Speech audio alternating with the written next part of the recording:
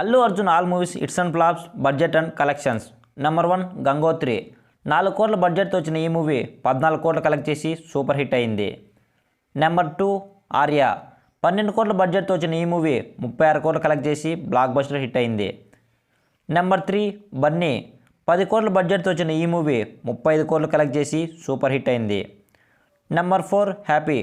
14 కోట్ల బడ్జెట్తో వచ్చిన ఈ మూవీ 42 కోట్లు కలెక్ట్ చేసి యావరేజ్ అయింది. నెంబర్ 5 దేశముద్రు. 10 కోట్ల బడ్జెట్తో వచ్చిన ఈ మూవీ 63 కోట్లు కలెక్ట్ చేసి బ్లాక్ బస్టర్ అయింది.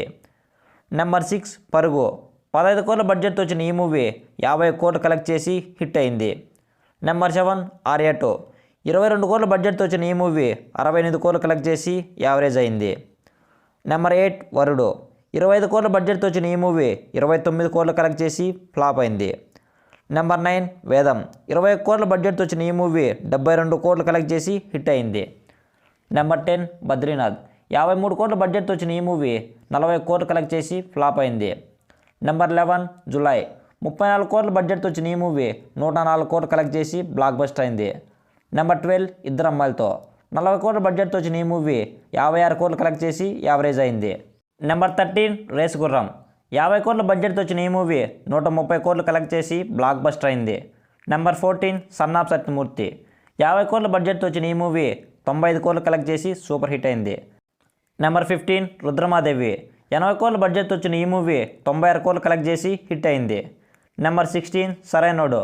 55 కోట్ల బడ్జెట్తో వచ్చిన ఈ మూవీ 129 కోట్లు కలెక్ట్ చేసి బ్లాక్ బస్టర్ అయింది. Number 17 DJ. 55 కోట్ల బడ్జెట్తో వచ్చిన ఈ మూవీ 120 కోట్లు కలెక్ట్ చేసి హిట్ అయింది. నెంబర్ 18 నా పేరు సూర్య నా ఇల్లు ఇండియా. 65 కోట్ల బడ్జెట్తో వచ్చిన ఈ మూవీ 140 కోట్లు కలెక్ట్ చేసి ఫ్లాప్ అయింది. నెంబర్ 19 అలా వైకుంఠపురంలో. 100 కోట్ల బడ్జెట్తో వచ్చిన ఈ మూవీ 277 కోట్లు కలెక్ట్ చేసి నాన్ బాహుబలి ఇండస్ట్రీ హిట్ అయింది. నెంబర్ 20 పుష్ప. 250 కోట్ల బడ్జెట్తో వచ్చిన ఈ మూవీ 325 కోట్లు కలెక్ట్ చేసి సూపర్ హిట్ అయింది. నెంబర్ 21 పుష్ప 2. ఈ మూవీ రేపు నెల 5వ తేదీ రిలీజ్ అవుతుంది. హిట్ అవుతుందో లేదో కామెంట్ చేయండి.